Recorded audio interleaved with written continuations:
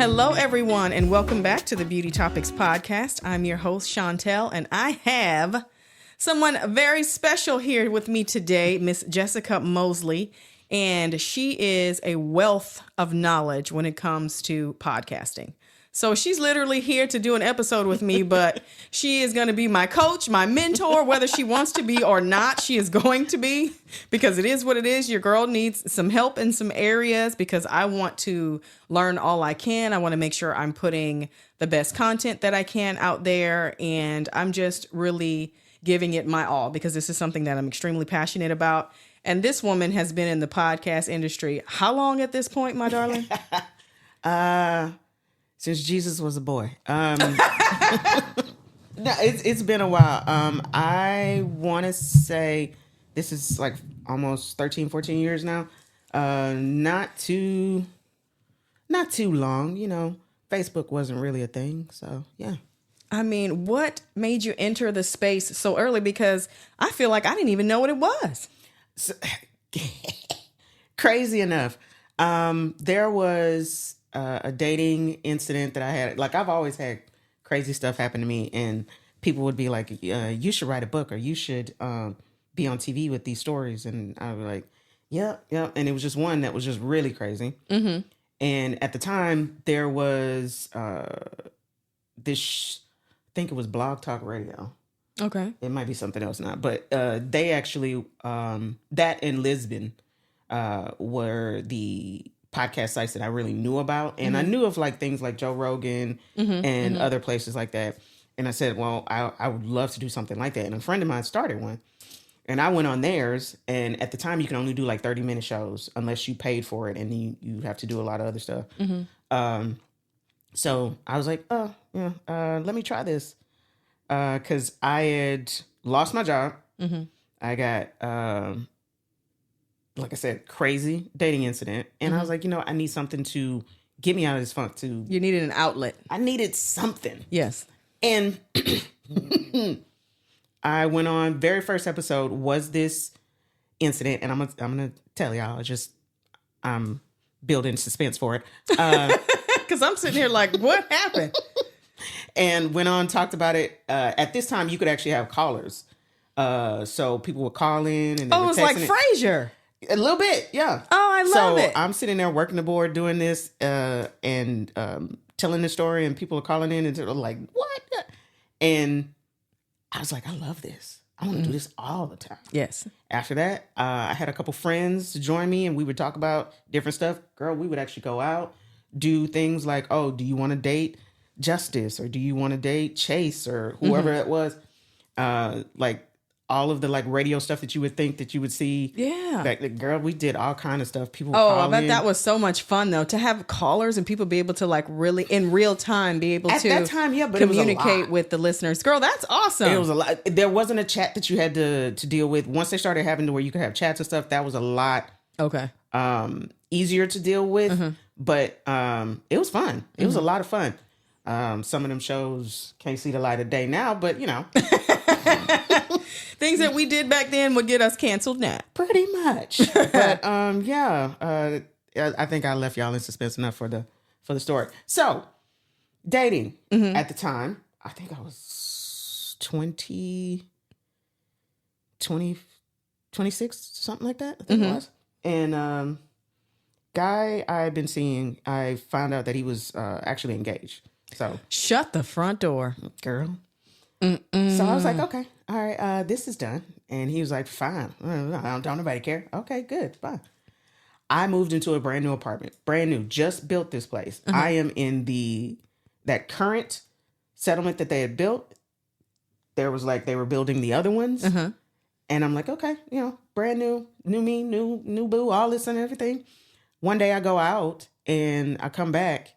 I would leave toilet cleaner in my toilet all the time, like a denture cleaner, because it's cheaper. I'm cheap like that.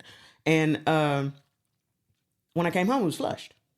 And I'm like, who's been in my house? Immediately, who's been in my house? I was like, maybe the apartment people, because it's the new. Maintenance. Yeah. I'm like, it's new. Maybe they came in and they fixed something or whatnot. But immediately I started looking around the house, and I've looked in the closets. I've looked in the living room, kitchen, everything. The only thing that's left is under my bed. Oh, no. So I'm like, okay, I got a broom. Uh-huh. I don't know what I'm going to do with this broom, but I got a broom to go look under that bed. Mm-hmm. I look under there. He's like, ah! Oh, no.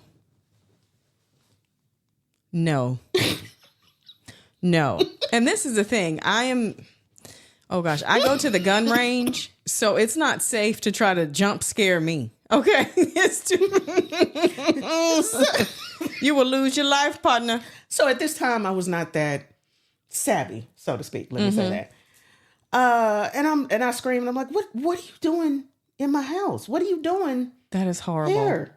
He come up from under the bed in his drawers. No, ma'am. Because he was not small enough to fit under there with his clothes on. No, ma'am. So not only did you... You had a man in his underwear under your bed in your apartment. That's terrifying. So you had a podcast filled with scary stories, basically, is what you're telling me. Because I listen to all different types of podcasts. So that one is next level terrifying. It's not even done. Story. Wow. I said, what are you doing here? I said, how'd you even get in? One day when you weren't here, I had tried a key that I never knew what it went to, and it opened your door. Oh my gosh. That's terrifying. Sir, that don't make no sense. I need you to leave.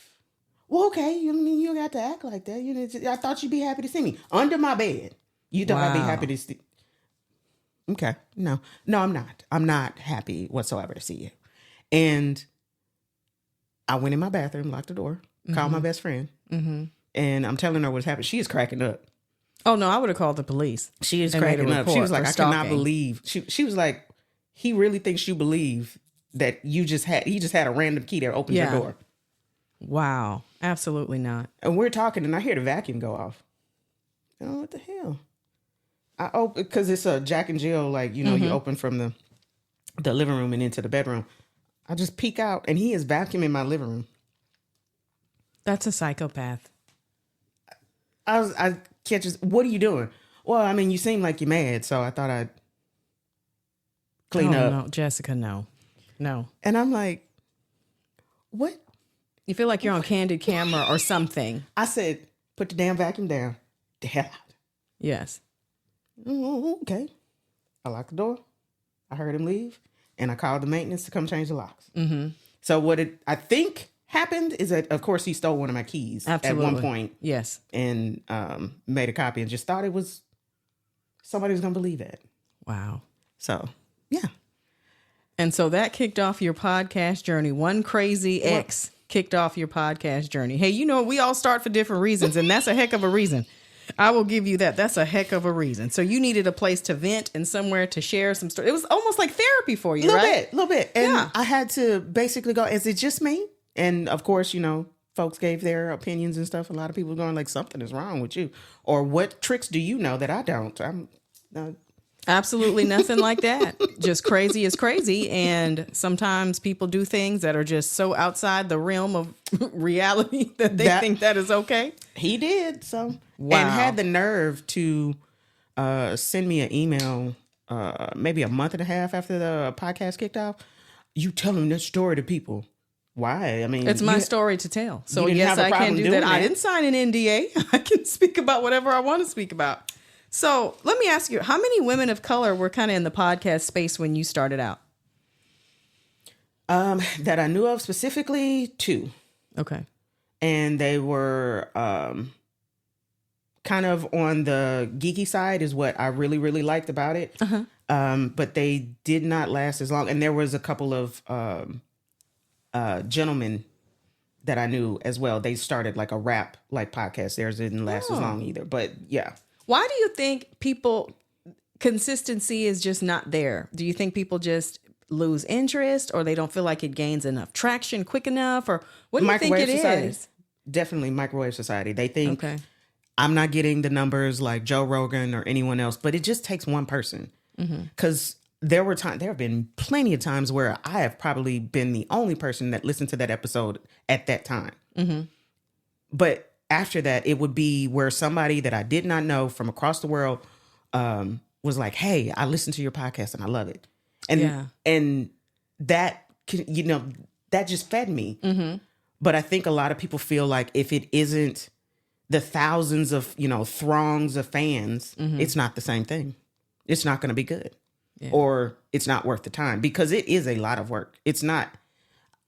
It's gotten easier, but at that time, doing this was super hard. So, what was the most difficult thing in the beginning for you?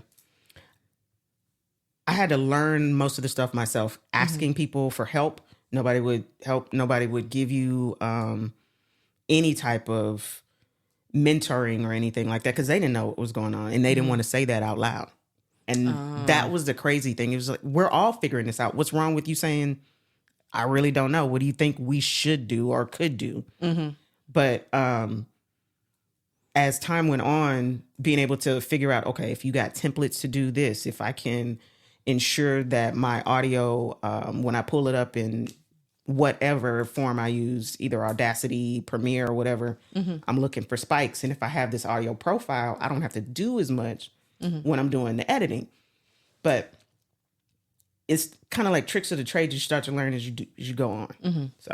So it was just trial by fire for you. You just jumped in there and you just kind of overcame the obstacles on your own, because there was really nobody to look to guide you. Well, no wonder you were so, apt to help me out and give me advice, because you're like, I didn't have this, so I can pour into you. Yeah. That's so nice. Oh, yeah. Well, thank you for not being a gatekeeper. Well, that's the thing. If I'm gatekeeping it and it dies with me, what's the point? This is true. Yeah. This is true. So how did you feel like navigating the space? Like so you would record with all your calls. Like, how long was your editing process and all that kind of stuff? In the beginning, it was from edit to upload. So in the beginning, that was the great thing about it. It was all live. It was just live. Okay. Okay. So there was anything none of that went bad just went bad. Sometimes it was like Lord, and then other times it was just like magic.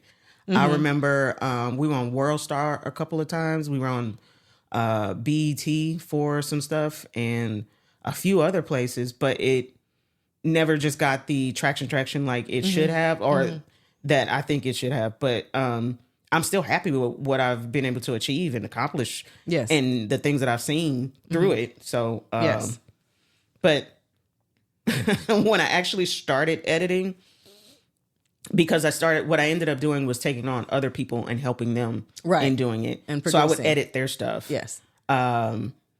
If they did anything over an hour, it was always like 2, maybe 3 hours to do.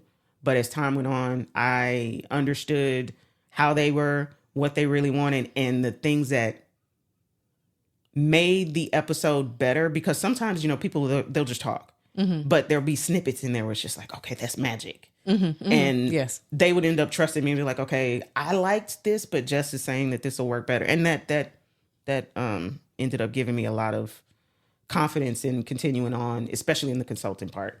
So you really love the back end. I really do. Once I was able to automate it and I didn't have to do as much, that made it so much easier. Okay. So how often are you in front the mic now? I literally just did a episode with one of my talents, Phoenix Ash. Great podcast. Life is P. Check it out if you can. That was like 2 weeks ago, and since then, and probably before that, everything has been mainly little shorts. Okay. So yeah. Nice. So you stay busy. I mean, you have your full-time career job as well, and you also do this. So I'm like, how do you, what's that juggling act like? What's that balancing act like? Because I don't know how you found the time to come see me today. So I'll say this. Again, tricks of the trade and being able to, my love is this. And I always tell people, this is my 9 to 5. This right here is my 9 to 5. And the other one is my side hustle. That's what I always tell people. Okay. Because your side hustle is major. Okay, it's not minor, it's major. All right, girl. I say that because that's where my passion lies. Right. But I've been blessed to be able to have quote unquote 9 to 5 that kind of blends into this.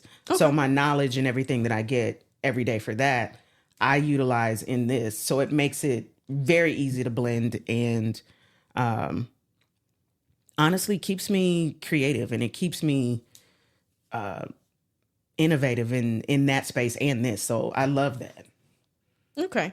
So tell me, because, we talked about consistency and how people just were really falling off in the beginning. And I noticed too, like when I was starting my podcast and I already knew what the name was going to be because I wanted to keep all my businesses like under the same umbrella. But just looking at different names just for the sake of doing it, you'll see all these, there's just thousands of podcasts with all these that have all these great names. Mm-hmm. And then you'll see 2 episodes, 4 episodes. And it's like years ago. And I'm just like, does this, it feels like it's a waste of a great name. Like you had this great catchy title, but you didn't have the consistency. So you fell off and you didn't follow through. Yeah. And now someone else can't use this great catchphrase of a name because you're attached to it. And you just let it go to waste. I just thought that was annoying. Just throwing that out there, a little fed up moment. I have those from time to time. But what do you think makes a podcast stand out from the crowd? Because there's so many in the crowd that just have completely fallen off because, like you said, they didn't feel like they caught fire quick enough. What do you feel like it takes to like really stand out? Passion. You have to actually want to do it. You can't be like, well, this isn't on Oprah or whatever, or Drew Barrymore or Jennifer Hudson or whatever now. Yeah. So I'm not going to do it. You have to actually want to do it. You have to have the creativity and the mind to be like, hey, this is something I want to do. I want to just sit in a room and talk to somebody. Mm-hmm. I'll bring her up again. Phoenix Ash, she's been doing it in different states. When she can, she does it on her phone. Mm-hmm. Mm-hmm. And essentially she says it's just like live journaling to her. And she loves being able to just connect with the audience because they'll connect with her on Twitter and Instagram. She has a Facebook group. Mm-hmm. So it does take a little bit of work after you've done it. Mm-hmm. But seeing also when it touches people, there's nothing like that. Yeah. I think the closest thing to it for a lot of people is when they do the streaming or whatever like that parasocial relationship. Mm-hmm. So it gives you just that boost that, hey, I brightened somebody's day just because they wanted to hear me talk to somebody like they were a friend or something. Yeah. So that kind of gets me into what I wanted to talk about. Like, how do you think the whole social media, boom era has changed like the podcast game? Oh, it definitely elevated it to a completely different level. I want to say lockdown really made it something. Mm-hmm. Unfortunately, it also brought the bad. But definitely social media made it a really big thing. We popped off on Instagram in the early years. And I never really was a big Facebook person, but me neither. Yeah. Instagram really, really did it. Mm-hmm. TikTok, I don't have as big of a following on there, but it didn't take much. Mm-hmm. When we started to get the following that we did. Mm-hmm. And it's just mainly just the sentiment that you have, the voice. Mm-hmm. And if you can sit and talk with your friends and resonate just the stuff that you're saying mm-hmm. by yourself without a mic and stuff, that's going to resonate with other people too. Mm-hmm. Despite what you may think. Now, the nervousness, mm-hmm. I think gets people a lot more than they think it will. They'll be like, oh, I can definitely do that. And then you put a mic in front of them, they're like, and yeah, that kind of pulls into it. But social media, I think, really was a really, really great boom for it. I hate that it did give rise to the alpha male and red pill podcasts and stuff like that. Oh, goodness gracious. So, yeah, all that scary stuff. Yeah. I call it the dark side. Yeah, pretty much. Yeah, the dark side, and I feel you on that. Because, I'm like, everybody deserves to have a voice. Mm-hmm. It's just, I am not in the, I just don't want to hurt people. That's just not my vibe. And it just seems like it added a lot of hate in the space. and I just thought that was really sad. But, what do you think is going to happen if TikTok goes away? How do you think that's going to affect? Because apparently that's an actual threat right now, that TikTok may just not be around in the States anymore, if that's a thing. I don't know. It's like sometimes you can only believe half of what you hear, and what. So have you seen what they're doing now? What is it? So, okay. Red Note, which is a actually Chinese-owned app, which was the equivalent of TikTok, because TikTok in China is not what TikTok is to us. They specifically changed it. So Red Note is an app that is has become the number one downloaded app in the world now. Oh, wow. Yes. So on Google, on Android, not Android, but Apple Store. So at this point, I'm thinking that TikTok just ban going to transition to a different app. I think they're going to do that, but I don't think that TikTok ban is going to be like a TikTok ban like it is now. I think they're going to push that down the road, and eventually. You think it's just a threat? Just something? I don't think it's a threat. I really do think that they were going to ban it. Oh, but okay. Once they started doing stuff, so you're literally going to a Chinese-owned app. We may need to rethink this. That's my idea. I don't know if my credence has any, but we shall see. Yeah.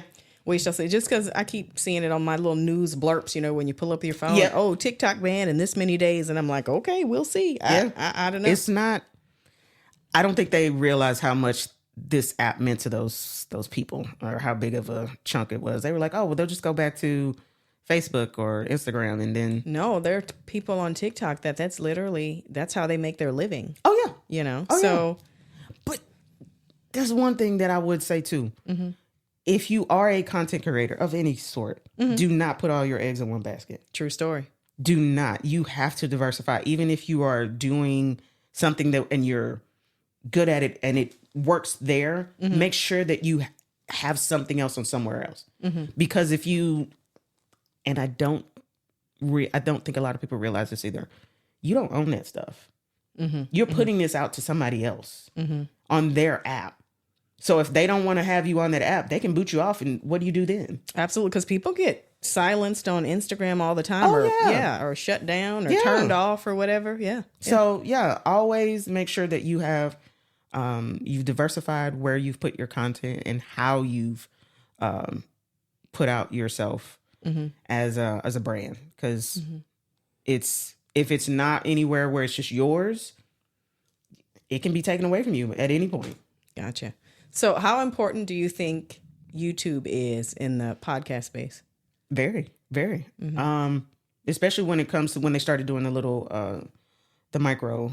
The shorts? Yeah. Like the YouTube shorts? Yeah. Those are really, really big. And they're great. They've always been great. That's how you get the podcast stuff out there, the clips. Doesn't Our always have to attention be. spans are so short, girl. It's literally like 30 to 90 seconds is all we've got. And it's like, boop, on to the next. I blame Vine. See, no, I never Vined. I never had a Vine. So I don't know. I didn't either. But I've never even seen one. Like, I don't even. Vine was a thing back. It was back in the day. And it was even shorter. I think it was like 3 seconds or something like that. Never seen one. But that started it. And after that, it was just, it got shorter and shorter. And, TikTok came up and I blame Vine. Okay. Because before we had pictures on Instagram, and then they had IGTV, which actually was longer stuff. And YouTube has always been long. Right. So, I blame Vine. Okay. But you feel like your podcast will gain more traction if it is linked to YouTube videos? Oh, yeah. And plus, you can make money. You can make so much more money. Yeah, the monetization. Yeah. I need to get back into posting regularly on my YouTube. I'm going to show you something. I know, that's why you're here. I'm going to show you something. You see, she's here to coach and give advice and do all the things. But one thing, I know TikTok is good about that as well, as far as like monetization. Instagram used to do it, but definitely YouTube. If you can get that AdSense, oh yeah. Do you feel like the only way to get noticed though is like a viral moment? Everybody loves this. Sometimes I get sick of hearing the word viral. I went viral. I'm like, oh my God. Okay, what else? Yeah. Do you know what I mean? Well, that's the new thing. That's the new celebrity. Yeah. We actually, I kind of missed that.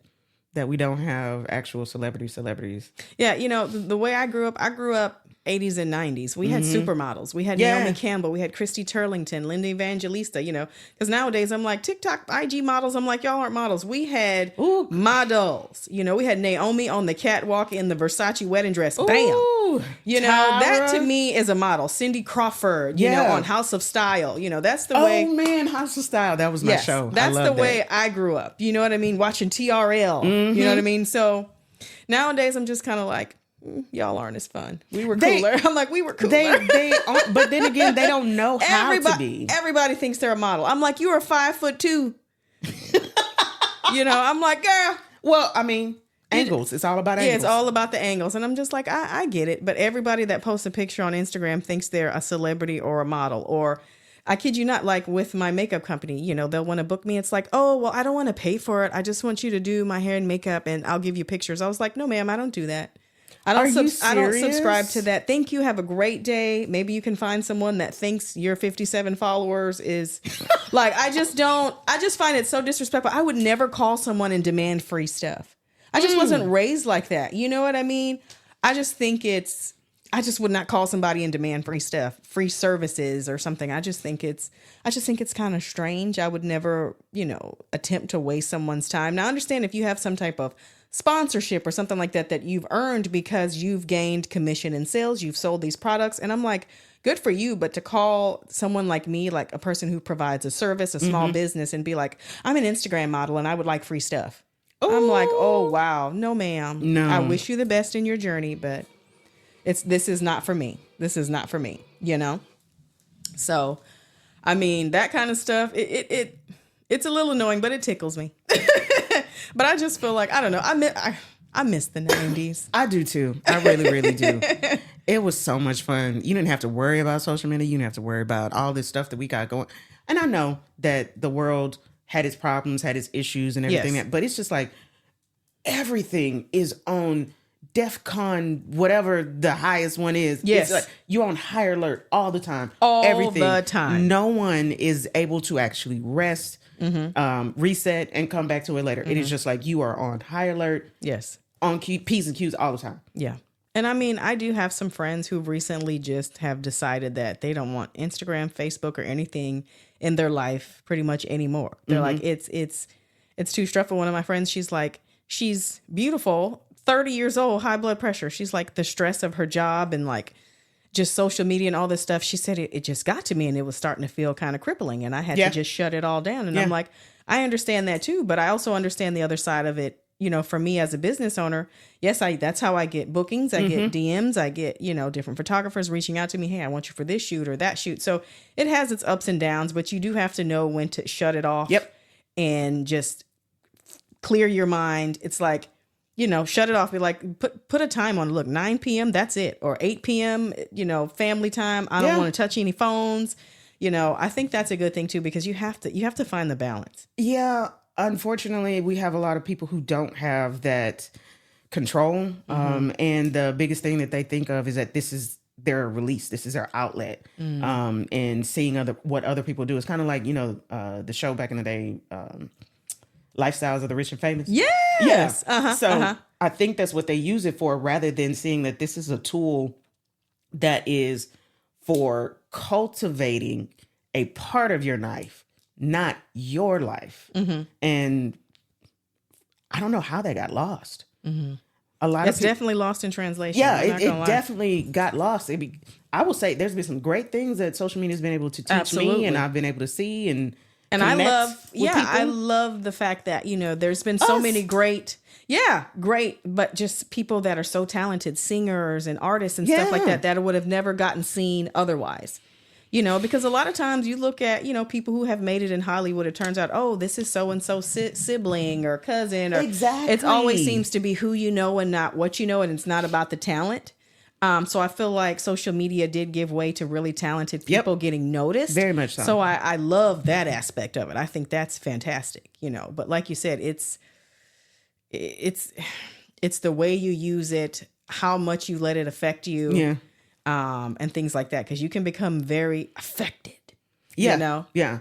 And I think a lot of people feed the algorithm as well. So whatever you interacted with, even if you were thinking, well, I don't want to see that, they now think that that's what you want to see. And they're going to try to bait you into seeing more of that stuff. Yeah, because mine is filled with puppies and babies. Basically, mine is cats. Puppies, babies, and makeup. It's filled with all lipstick swatches and puppies and babies. Basically. I guess that's what I'm obsessed with. How do you think about it as far as when it comes to makeup? Because, I mean, I remember coming up, like, I didn't start wearing makeup until I was, like, in my 30s.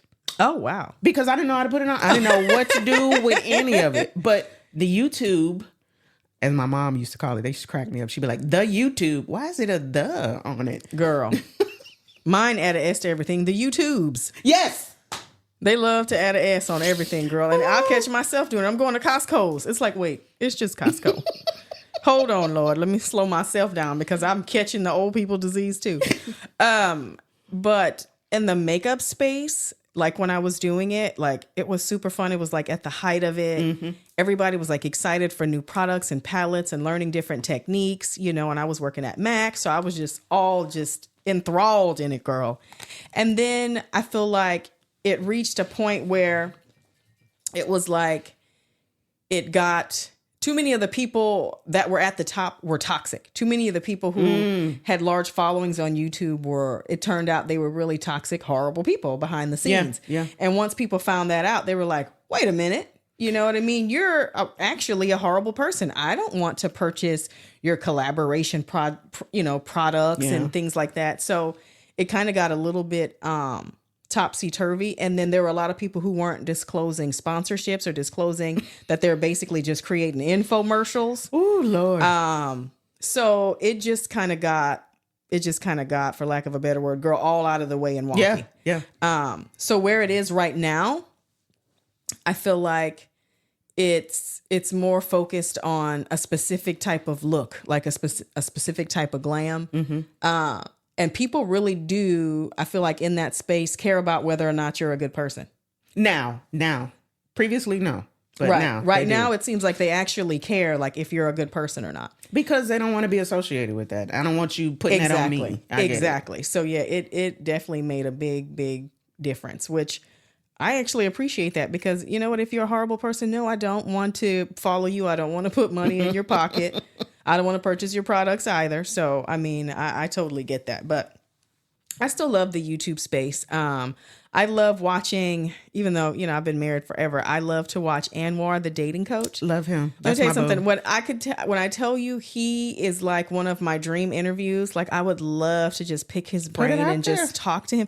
I felt like I was like, I'm just going to maybe get my nerve up, girl, and go in my closet and sit down and just message him and be like, I know you don't know me. It's just little old me, but I just love you. And I just want to tell you I love you. And if you're ever in Houston, I want to take you out to dinner and interview you. Yes, ma'am. You know, I would absolutely love to do it because I just feel like he calls himself our fairy godbrother. And I love that. And his advice just seems to be so on point. Yes. Like he really cares. He makes such valid points. And I'm like, yes, women need to hear what he is saying. And I loved he did an episode. I don't subscribe to them, but I typed in his name. So I was trying to find things with him on it. And he did an episode of Horrible Decisions. And it was phenomenal just because I love him so much. And he gave such great advice. And he like puts timelines on anything and says, this is not acceptable. You know, set your boundaries and stick with them. And I think that's good for all aspects of life. Oh, yes. You know, set your boundaries so you don't end up with men under your bed. So tip. That's the tip. Yeah. But one thing that you can do, always put it out there. Just send out those cold emails. Send little snippets of what you've done and say, you know, this has inspired me to be able to, you know, reach out to you and I would love to talk to you about this. And that's how I would do a lot of people. That's how I just don't be afraid and just go for it. Yeah. And that's how I would do for sponsorships too. Be like, hey, I will run a, 10-second ad for free for this long. And then we can figure out something else. Okay. There were a lot of like small businesses here in the Houston area that I would do that for in the beginning. And then after a while, oh yeah. So you just reached out, just email, just put the information out there, what you had to offer and just see if they would bite. Yep. I love it. Either they're not going to answer or they're going to say no. Or the worst they can say is no, and that's okay. That's it. And that is okay. Wow. Okay. So How do you, because I'm not, big in the space by any means, I'm small time and I'm okay with that. What does it take? Like, at what point were you, monetized? Or like you said, did you just do it all yourself through sponsorships? In the beginning, yeah. There were like exchanges that you could put your information in, and people would see your numbers and the types of stuff that you would do, and they would see whether or not that they wanted to work with you. That would give you some like leads and possible, avenues, but Okay. it wasn't as consistent. So eventually I just started sending out emails, just cold emails to people. Hey, this is what I do. This is what we do. These are our numbers. You can talk to other people that we worked with. I would love to work with you. Blah, blah, blah, blah. These are my rates. Again, smaller businesses, I would reach out and be like, okay, I can do this for a reduced rate, or I can do this for that, or whatever. Okay, so you were just really negotiating and being your own marketing manager. Yeah, had to. Yes. Had to. And sometimes it really worked out because it would be a barter situation. They would give me I've done that a lot. Yeah. It really does help because a lot, especially in this economy, not everybody has the money, but they do have a service that be able to help you in some way. So, Absolutely. Yeah. So what platforms do you think are better for exposure? I mean, for you, were you more popular on iHeartRadio versus Spotify? I mean, you got more listens on Definitely. The first contract I got was on iHeart. So yeah, It was definitely that we were more popular there. Okay. And then started to move over to Apple, and when Spotify started to change up the way that they did their back end and how they were helping people was way, way better, because in the beginning they sucked. They really, really sucked. Yeah. Analytics were trash, and the things that they offer people. Yeah. So. Okay. So iHeartRadio was your first big, that was your first big move. Okay. Yeah. And I remember seeing, when we were able to get on there, and then we were like featured on a lot of their stuff and Oh my things gosh. like that. Oh, that was like, oh my, I made it type moments. And it wasn't really just. Wait, girl, we got to say the name of your podcast. The podcast is called Say What Radio, but it's the Say What Radio Network, where we have a few different podcasts that are from a range of different topics. Under that umbrella, we have the Cool Black Nerd podcast, which is tech, culture, gaming, politics. That sounds like my 21-year-old daughter would be. That's the one for her. I love. That was one of the ones that I was actually host on as well. We have Life is P, which is a more positive podcast. As I said, she kind of like live journals, talks about how she is moving through the world after being an author who, she was in the corporate world, took that plunge and was like, I'm going to be a writer, and left her corporate job. After that, she got divorced. Now she's a single mom trying to, figure out life. That's and her take on life is just always just like that best friend that you have. You're like, girl, I'm going to tell you how it is. Oh, wow. So then we have the What the Finance podcast. I'm still looking for a host to redo that one, because I loved that one in the beginning, because it was mainly telling people of color how to be more mindful of your finances, investing and things like that.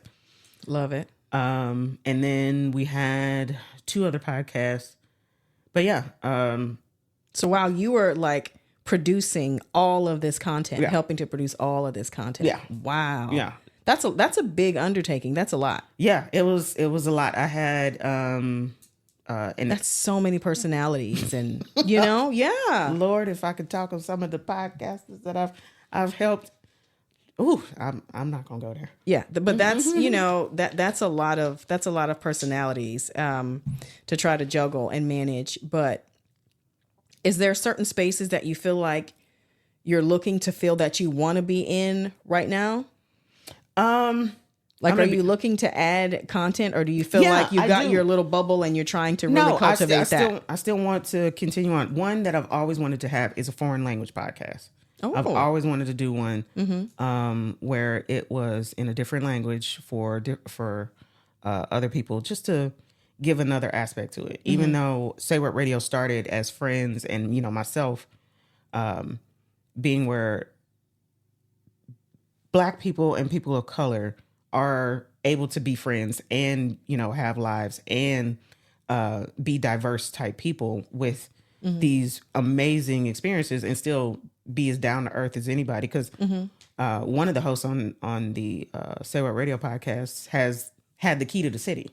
Oh, wow. They have a day named after him here in the city. That's amazing. But you never would know that when we're sitting there talking, being silly on the podcast. But I want that aspect as well, because in my life and in my family's life, it's not just us. We don't just speak English. So right. I would love to have a foreign language podcast as well. That's on my to-do list. Gotcha. That's very cool. That's very cool. I dig it. I mean, just because I'm so interested in so many different types. I mean, the different podcasts that I listen to, I mean, if you looked at my little lineup, you'd be like, girl, do you stick to anything? Everybody. I'm so interested in so many things. Like, I love Science Versus. Yeah. I love listening to Daniel Tosh, the Tosh Show. Like, I just think he's hilarious. There's just so many different ones. And I love that you can gain so much knowledge and insight and so many laughs. Sometimes I don't want to listen to music. When I'm exercising, I want to learn something or listen to something fun, you know, and it really can make you have a great morning or a great day. That's why I try to put, positivity in the world as much as I possibly can, with Same. My podcast. I know I have my little fed up moments and I have my little rants here and there, but I feel like for the most part, at least on Wednesdays, Same. I'm trying to put out my very best. Do you feel like, okay, how much content is too much? Let me say that, because I feel like, my husband enjoys Joe Rogan podcasts and he enjoys so many of them. And I'm like, for me, I upload twice a week. I mean, I feel like Joe Rogan uploads every day. Well, he also has a huge team behind him, so it's different. That is so true. And in here, it's just little old me. Yeah. And also, there's one thing that people always think, well, I have to be like Joe Rogan. I have to have these long No, podcasts. I don't think I have to be like him. Nobody has to do that. Another space that I would want to be in is shorter podcasts where it's just stints of either you learning something new that day, every day, or for kids to be able to learn something new that day. Because I don't think there's a lot of educational stuff for children in a consumable way that doesn't end up being something nefarious on the end, if that makes sense. Because I could see a fun facts podcast. Yeah, that would be so cool. That's one of the things that I want to do. But okay, add it to the bucket list. It's on there. But I do think you have a great schedule as long as you're able to maintain it and you don't feel like you'll get burnt out from it. I think that's good. You have to realize that I love that you have the free one on the Fridays, but if the other person isn't there, will you be able to still have the same energy? Sometimes I do, and sometimes I don't. That's the only thing about it. You kind of box yourself in the corner when you do stuff like that. But you know what? So far, so good. I started this September of 2024, and the consistency is there. I've only gotten more passionate about it. Yep. So I feel like there's nowhere to go but up. So I'm not going backwards. So one thing you can do, just in case you have it where, the person isn't there, they can't do it. And you'll always have content. And I bank episodes. No. Yeah. Anything that has to do with necessarily beauty where you're like, what? So for instance, the 9-year-olds in Sephora. Oh, girl. That's 15 episodes. Don't get me started. There you go. That's what I'm saying. And that way, you can bank little episodes in the days that you don't feel like, hey, baby, put this up. There you go.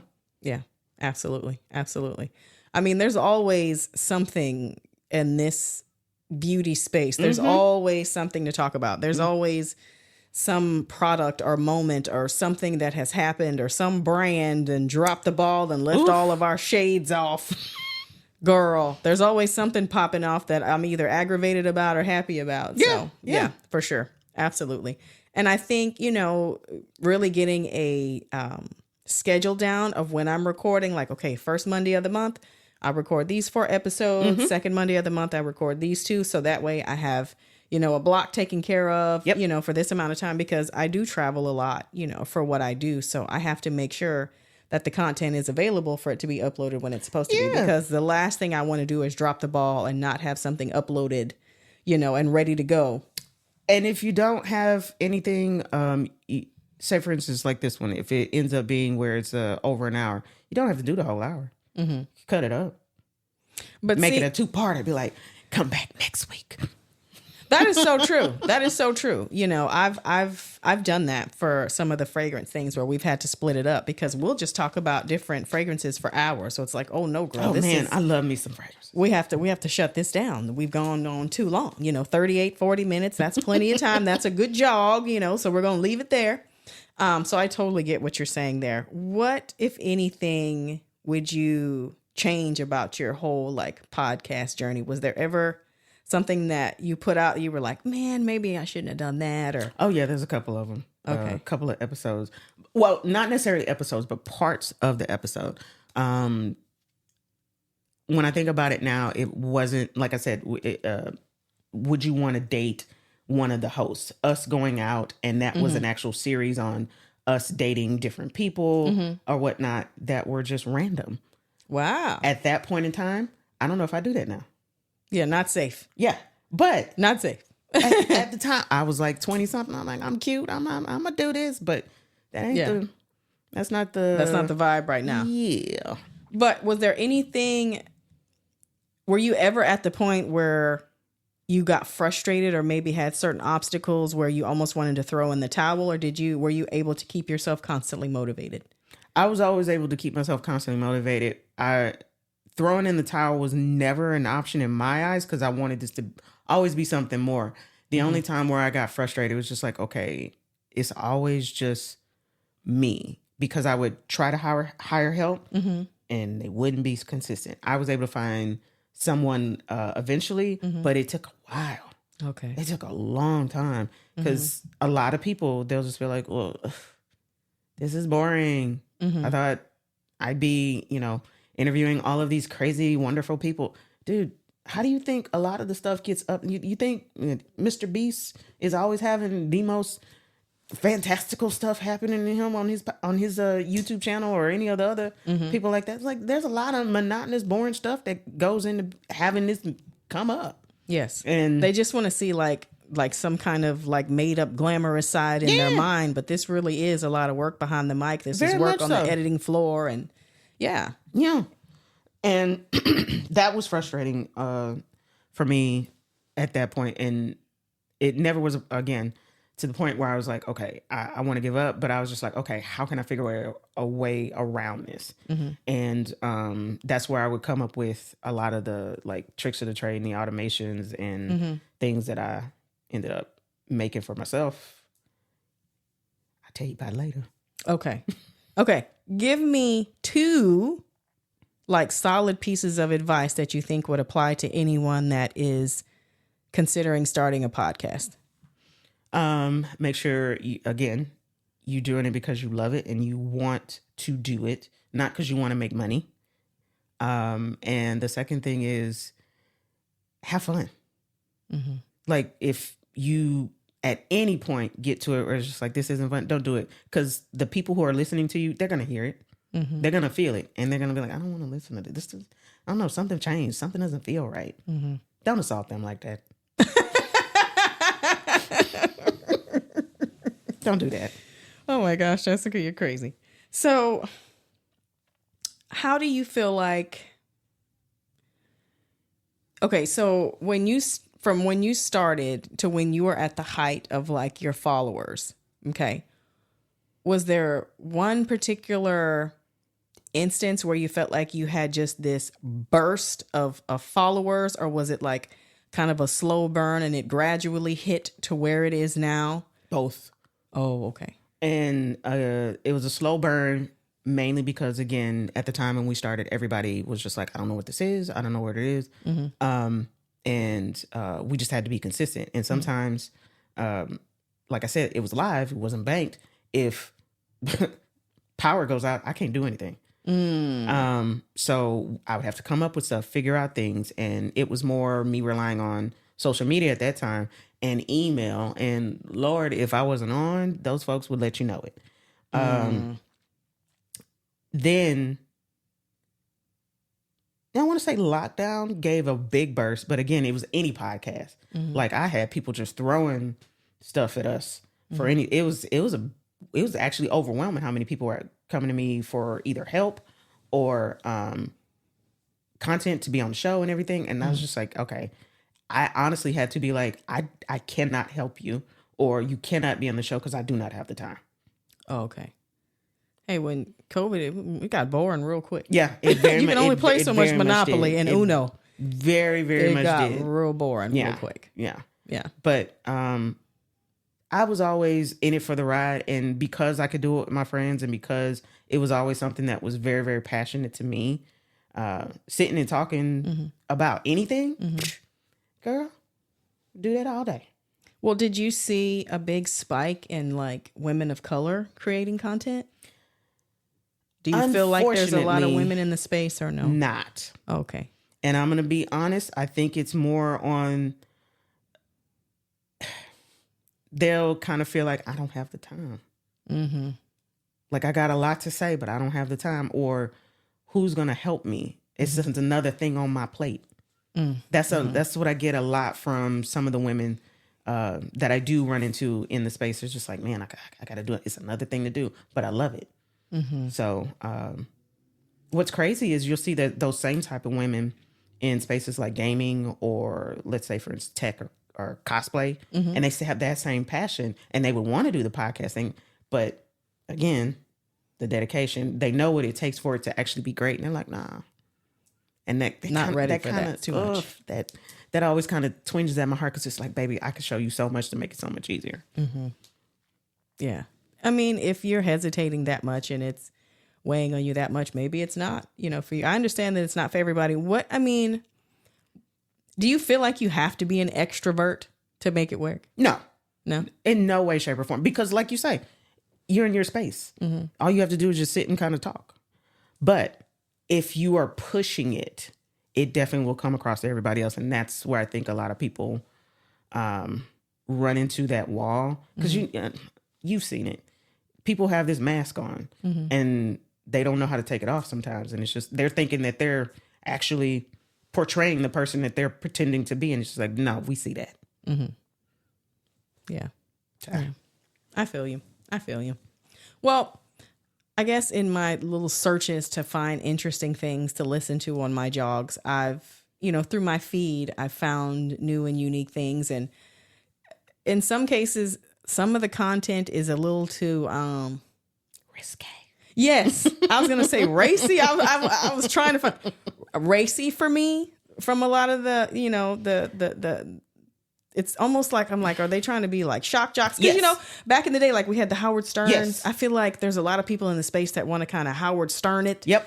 That's just not me. I'm a beauty girl, and I'm not knocking anybody's hustle. I'm like, if that's what you do and you're good at it, man, go for it. It's just I'm not in that racy space. I'm on the other side, but I see a big rise in that raciness. What do you think about that? It's very attention grabbing. I think everybody goes through it, unfortunately. We had ours at some point, and it's gotten. Yeah, I think there's a lot of 20-somethings in there, and they're really like, hey, going for it. And I'm like, hey, do it gets boring. I'm going to be honest, because it's only so much you can be like, oh, that's shocking, or that's this and this and that. It's like, baby, nobody cares. You don't feel like that 24/7. It's like, seriously. Right. I'll never forget. We got out. I won't say we. It was I. I got a lot of flack. And at the time, that was controversial to say. Don't nobody care now. But I was like, if you think about it, given the parameters of what a good man is, like not a felon, not doesn't have an ex-wife, isn't considered to be not the best person. Nelson Mandela wouldn't be that. If you looked at the man has been in jail, he's got an ex-wife. Apparently, he was not the best person to her. I mean, slaughtered. At that point in time, folks was just like, "Oh, you just how would you say that about somebody so great?" Slit your throat. Yeah, but now don't nobody care.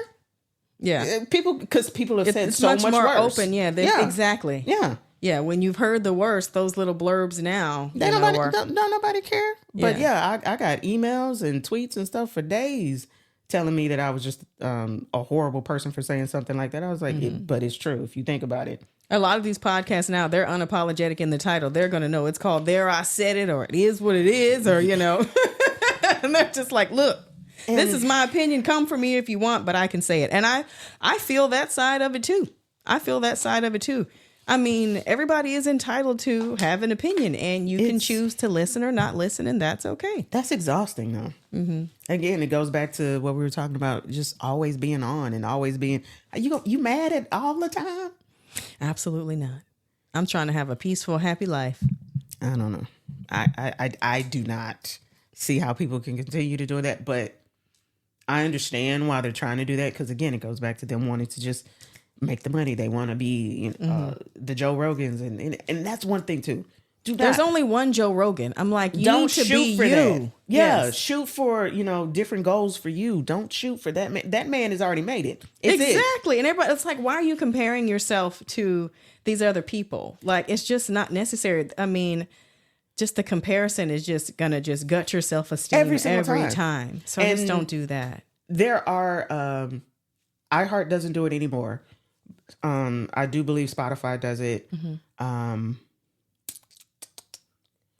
Google Podcasts used to. I don't know if Apple Podcasts does or whatnot, but they do give like mini contracts to smaller podcasts. Mm-hmm. We had one with iHeartRadio, but that is something that can be shot for. That can be like a moon goal. That's attainable. Yeah, yes, for people to get. And if you don't get one with them, a sponsorship from someone. Mm-hmm. Make sure that it's legit, and then not just decide what success is for you, but don't gauge it based on someone else's journey, because I think that's when you start to beat yourself up and go, I'm not here, we're at this person's level. It's like, well, that's okay. Just focus on your actions and focus on what you can control. Yeah. And I teach that even in like my 9 to 5 and like in the teams that I create and stuff like that. I'll tell you, like, if you begin here and the only thing you got today is 10%, that is 100% for you today. And be glad for that. Mm-hmm. Build off of it tomorrow. Mm-hmm. But considering that you're trying to, come for what I do, no, that's not going to work. Mm-hmm. I'm me. You. Right. Let that be big. I cannot understand why you would put so much pressure on yourself to be able to do something that somebody else did. Mm-hmm. Can it be similar? Always. You should always have somebody that you're like, okay, that's a role model. Yes. Not a carbon copy. Mm-hmm. But that was a bar right there. A role model, not a carbon copy. Follow your own journey. Yeah. And don't get caught up in comparisons where you think you should be based on someone else's success. No. Girl, I think that's it right there. That's a wrap. Mm.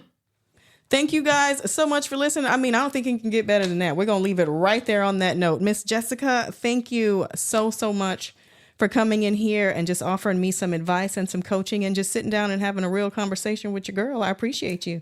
I appreciate you for doing this. Taking the jump, taking the plunge and saying, this is what I want to do. Absolutely. And I definitely won't stop anytime soon. You will see the consistency, my dear. Yes, ma'am. Can't stop, won't stop. Thank you guys so much for listening. I'll catch you in the next episode. Bye.